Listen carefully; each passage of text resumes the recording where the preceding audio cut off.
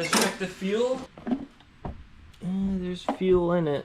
Not usually good. It looks pretty nasty. It's really hard to actually see in there.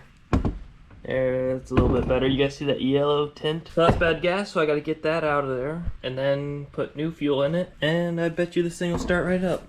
Well, we all know how this goes. Alright, this should be enough to add new gas. Look at that. If your gas is looking like that, it's probably not gonna start.